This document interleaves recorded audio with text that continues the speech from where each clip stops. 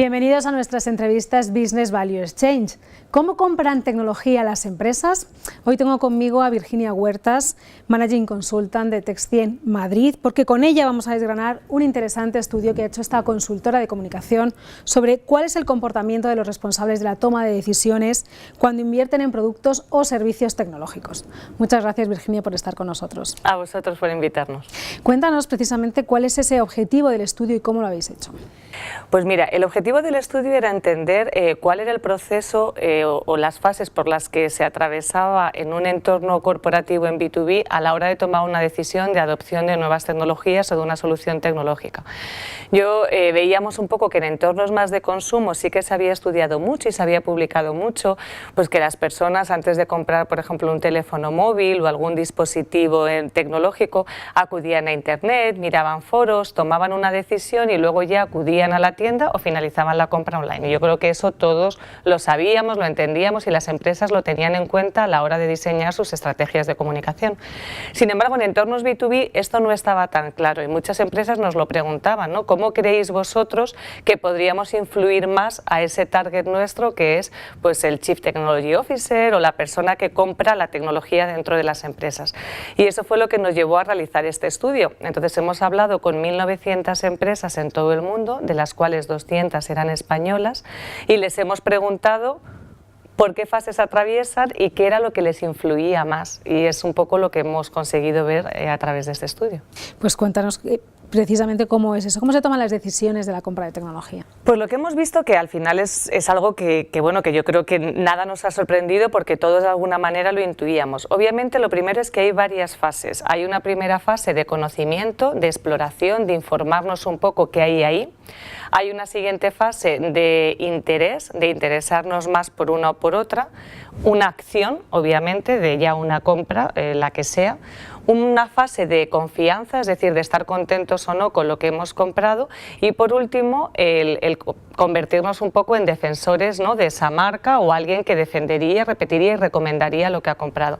Y dentro de esas 5 fases los canales de influencia también varían. Entonces veíamos, por ejemplo, que en la primera fase de conocimiento, un poco de búsqueda de información, se acuden a varias fuentes. Por un lado estaría la web corporativa de la propia empresa, que sigue teniendo un peso muy importante.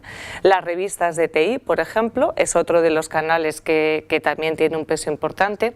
Propios compañeros, gente que puede ocupar puestos similares, también tiene un peso. Cuando pasamos, por ejemplo, a una fase más de interesarnos por una o por otra, curiosamente, por ejemplo, los medios de TI empiezan a tener menos importancia y cobran más importancia, por ejemplo, los analistas, informes de analistas. En un momento ya de ir a comprar, aquí veíamos que entraban con mucha fuerza los casos de usuario, otras empresas que hayan podido utilizar, por ejemplo, esa tecnología.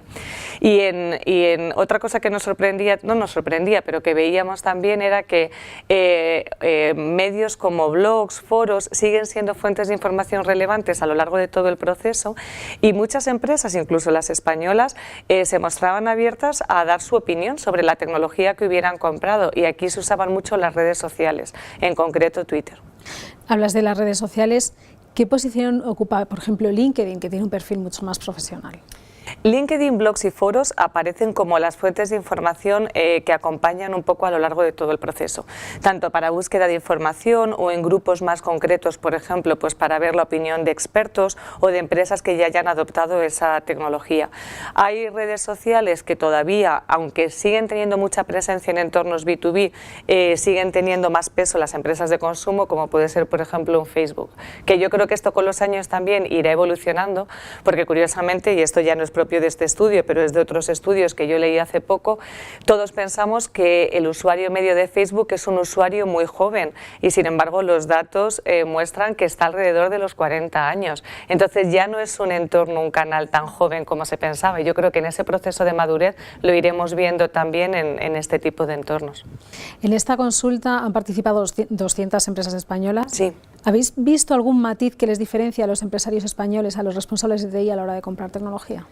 Tampoco hay grandes diferencias. Hay algunas pequeñas cosas que hemos visto, por ejemplo, a la hora de consultar las fuentes de información, que yo te estaba dando antes algunos ejemplos, los españoles quizás consulten un poquito menos fuentes de información que lo que podían consultar, por ejemplo, vecinos norteamericanos o en Asia-Pacífico. El número medio de personas que forman parte de esa decisión, porque obviamente no lo toma solo el director de tecnología, ¿no?, el Chief Technology Officer, sino que pasan por varios puestos intermedios, incluso hasta llegar al propio CEO, comité de dirección, en un 20% de las empresas.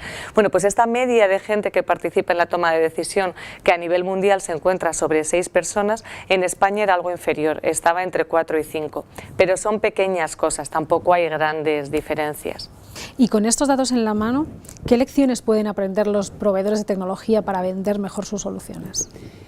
Pues yo creo que una vez que entiendes el momento en el que se encuentran ese target group, ¿no?, esa gente a la que queremos influenciar, es mucho más fácil también adaptar sus estrategias de comunicación. Entonces, la primera lectura es que el contenido es el rey. Cuanto más contenido tengas online sobre tu empresa, sobre tu marca, sobre la solución que tú ofreces, mucho mejor, porque acompaña en el proceso de decisión a lo largo de todas las fases. Va a ser mucho más fácil que encuentren también información sobre tu marca. Entonces, una primera recomendación sería esa. Y luego ir viendo qué tipo de contenido en función del momento en el que se encuentren. Pues la web corporativa quizás tenga una influencia mucho mayor en una primera fase de conocer la solución, conocer la tecnología.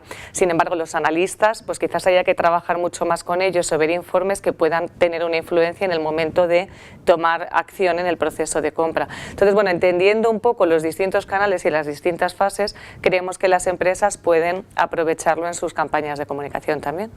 Pues muchísimas gracias, Virginia, por haber compartido con nosotros estos interesantes datos del estudio. A vosotros, de verdad. Muchas gracias. Muchas gracias.